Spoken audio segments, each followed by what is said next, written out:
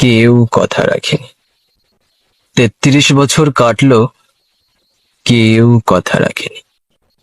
ছেলেবেলায় এক বষ্টমী তারাগুমনি গান হঠাৎ থামিয়ে বলেছিল, শুক্লা দ্বাদশীর দিন অন্তরাটুকু শুনিয়ে যাবে। তারপর কত চন্দ্রহুক অমাবস্যা পেরিয়ে গেল, কিন্তু সেই বষ্টমী আর এলো না। 25 বছর প্রতীক্ষায় আছি।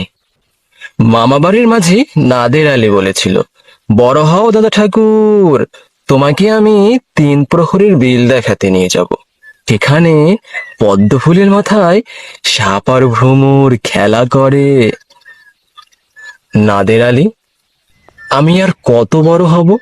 আমার মাথায় ঘরের ছাদ ফুঁড়ে আকাশ স্পর্শ করলে তারপর তুমি আমায় 3 প্রহরের বিল দেখাবে? একটাও রয়্যাল গুলি কিনতে পারিনি কখনো। লাঠি লজেন্স দেখিয়ে দেখিয়ে চুষেছে লস্কর বাড়ির ছেলেরা। ভিখারির মতন চৌধুরীদের গেটে দাঁড়িয়ে দেখেছি ভিতরে রাস উৎসব। অবিরল রঙের ধারার মধ্যে সুবর্ণ কঙ্কন পরা ফর্সা রমণীরা কত রকম আমোদে হেসেছে, আমার দিকে তারা ফিরেও চায়নি। বাবা আমার কাঁধ ছুঁয়ে বলেছিলেন, দেখিস একদিন আমরাও। বাবা এখন অন্ধ। আমাদের দেখা হয়নি কিছুই।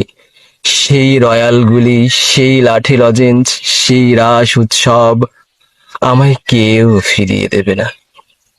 বুকের মধ্যে সুগন্ধি রুমাল রেখে বরুণা বলেছিল, যেদিন আমায় সত্যিকারের ভালোবাসবে সেদিন আমার বুকেও এরকম আতরের গন্ধ হবে।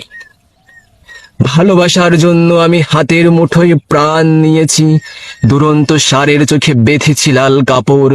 বিশ্ব সংসার তন্ন তন্ন করে খুঁজে এনেছি 108টা নীল পদ্ম, তবু কথা রাখিনি বরুণা।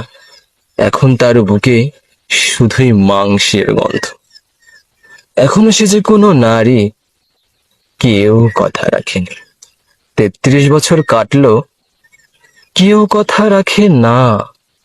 ধন্যবাদ।